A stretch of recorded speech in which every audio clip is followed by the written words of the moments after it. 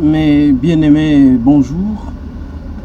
Nous voudrons d'abord dire merci au Seigneur pour cette opportunité qu'il nous donne à cet instant pour parler de sa parole qui nous aide à aller de l'avant, sa parole qui vivifie, sa parole et qui nous met en contact permanent avec lui. Et nous sommes sûrs qu'en nous séparant de Dieu, notre vie sera incertaine, mais en nous attachant auprès de lui, le Seigneur agira et à jamais. Mais avant de le faire, avant de pouvoir commencer notre exhortation de ce matin ou de ce soir, je voudrais d'abord que nous puissions inviter le Seigneur afin de pouvoir nous assister dans cette prédication de ce matin. Seigneur notre Dieu, ta parole vivifie, ta parole est la vie.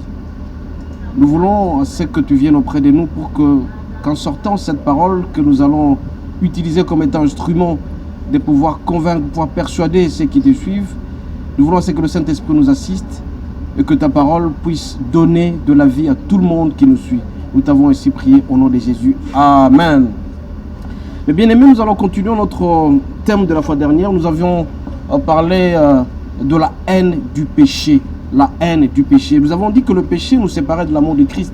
Mais aujourd'hui, nous allons essayer un peu de parler sur les conséquences du péché. Quelles sont les conséquences du péché?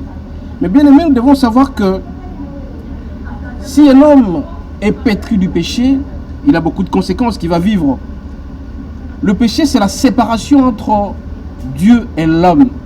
Quand Dieu a créé l'homme, il a voulu que l'homme puisse être heureux, que l'homme ne traverse pas de souffrances. Mais c'est avec l'avènement du péché, avec Adam et Ève, que les souffrances ont commencé.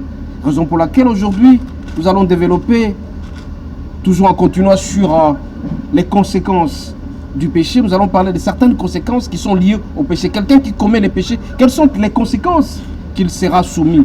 Et nous rappelons toujours que Dieu ne punit pas l'homme, mais Dieu laisse vivre les conséquences des péchés à l'homme. Ainsi donc, nous allons nous servir du verset suivant. Nous lisons dans Romains 6, verset 23. 6, verset 23. Nous allons demander au pasteur Richard, où est-ce qu'il est, s'il peut venir lire la parole de Dieu.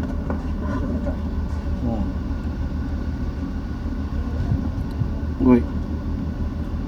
Je lis au nom du Seigneur Jésus-Christ. Amen. Car le salaire du péché, c'est la mort. Mais le don gratuit de Dieu, c'est la vie éternelle en Jésus-Christ notre Seigneur. Amen. Amen. Nous venons de suivre avec attention soutenue le fait que le salaire du péché, c'est la mort. Le salaire du péché. Et donc, quand on dit le salaire, c'est la rémunération de quelque chose qu'on a fait. Et on nous dit ici dans Romains 6, 23 que le salaire du péché, c'est la mort.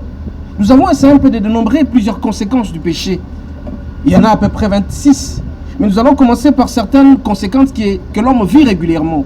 La première conséquence, nous devons savoir que le péché suit l'homme. Et particulièrement l'impudicité. Nous avons dit que l'impudicité, mes bien-aimés, c'est le fait que l'homme se croise avec une femme qui ne lui appartient pas. Et que les relations sexuelles ne peuvent se passer que dans le mariage. Un homme qui contracte des relations en dehors du mariage, il commet l'impudicité, qu'on appelle sous plusieurs formes. La fornication, l'adultère et beaucoup de choses, l'inceste aussi.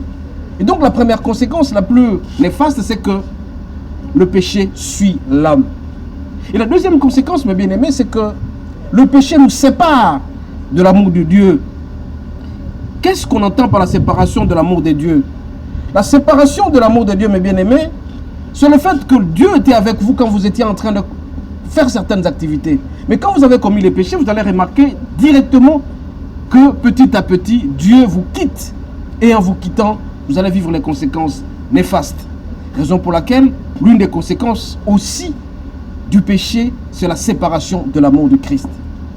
Troisième conséquence, c'est que le péché peut aussi arrêter votre destinée. Un homme, par exemple, qui était étudiant, qui brillait aux études, qui est arrivé en licence, mais brusquement, il commence à entrer dans le mensonge, dans la fornication, dans les insultes.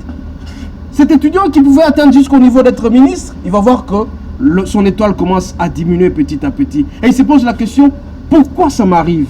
Pourquoi ça m'arrive? C'est tout simplement parce que tu as commis certains péchés et le Seigneur t'a quitté. Raison pour laquelle, mes bien-aimés, amen, amen. Nous sommes appelés à marcher selon la volonté de Dieu. Parce que quand on dit le salaire du péché, c'est la mort, donc la mort, c'est dans plusieurs activités. Ça peut être une mort physique. Parce que quand vous commettez le péché à un certain moment, la maladie peut entrer dans votre corps et vous perdez votre santé. Quand vous commettez le péché, à un certain moment, l'impiaque arrive dans votre vie. Vous allez vous poser la question, pourquoi ça m'arrive? Ça, c'est une forme de mort aussi.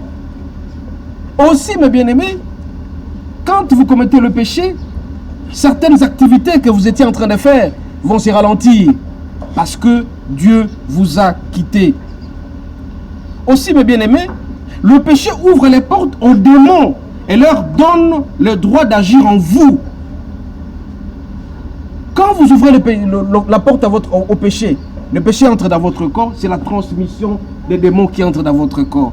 Et quand vous avez les démons, on peut se poser la question, pourquoi cet homme est devenu impudique? C'est parce qu'il a ouvert la porte aux démons de l'impudicité et ça se multiplie. Pourquoi cet homme devient un ivrogne? Parce qu'il a ouvert les différentes portes à l'ivrognerie. Et en commettant ces péchés, c'est aussi l'une des conséquences. Mais bien aimé, le péché nous met aussi en insécurité. Insécurité. Mais pourquoi vous êtes en insécurité? Un homme qui prend la femme d'autrui se sentira toujours en insécurité. Oh, bakokangangai. Oh, bakosalaboy. Oh, je vais engosser. Oh, tout ça. Et tout ça, donc vous vous sentez vous-même en insécurité, mes bien-aimés. Vous devez aussi savoir que le péché amène la colère de Dieu. Parce que quand Dieu est en colère, il frappe sérieusement. Je vous ai dit que Dieu ne punit pas, mais Dieu nous laisse vivre les conséquences. Raison pour laquelle, mes bien-aimés, pour garder le contact permanent avec Dieu, nous sommes appelés, mes bien-aimés, à éviter le péché, à marcher selon la droiture, à aimer Dieu. Parce que le péché, c'est la transgression de la loi. Vous allez aussi remarquer, mes bien-aimés, que de l'Égypte jusqu'à Canaan, les Israélites devraient faire en principe 11 jours. Mais ils ont fait 40 ans. Ah ben pourquoi? Parce qu'ils se sont donnés à l'idolâtrie. Quand vous commencez à adorer des choses, ça constitue aussi un péché. L'idolâtrie, c'est quoi? C'est le fait d'aimer quelque chose à l'excès. Comment un homme peut aimer beaucoup l'argent comme ça? Donc vous enlevez Dieu à sa place, vous commencez à adorer l'argent. Comment l'homme peut aimer beaucoup plus les femmes? Au lieu d'aimer Dieu, il commence à aimer beaucoup plus les femmes. Donc vous remplacez Dieu avec la femme, vous remplacez Dieu avec certaines choses. Et tout ça, le Seigneur n'aime pas. C'est pourquoi, mes bien-aimés, aujourd'hui nous allons nous limiter à ce niveau pour parler un peu de conséquences du péché. Prochainement, nous allons continuer et je vous demanderai de toujours vous attacher au Seigneur en aimant Dieu. Un homme qui augmente son amour envers Dieu, c'est un homme qui fera disparaître le péché dans lui. Et je rappelle ici, plus vous accédez à la spiritualité, plus le Seigneur sera avec vous, plus vous irez de succès en succès. Comme il est dit dans Jean 10, 10, le voleur vient que tuer, dérober, mais moi je vous donne la vie et la vie en abondance. Nous allons fermer les yeux. Seigneur notre Dieu, nous avons parlé des conséquences du péché. Seuls nous sommes incapables. Mais avec ta présence, Seigneur, nous allons nous efforcer à prendre du recul par rapport au péché et t'aimer. Mais comment nous pouvons t'aimer? C'est tout simplement en marchant selon ta volonté dans la Bible. La lecture au quotidien de la Bible, la lecture au quotidien des Écritures nous approchera davantage auprès de toi. Fais de nous les hommes qui t'aiment. Fais de nous les hommes qui se sanctifient régulièrement. C'est la sanctification qui fera en sorte que nous puissions te voir. Tu es Dieu, nous t'avons ainsi prié au nom de Jésus. Amen.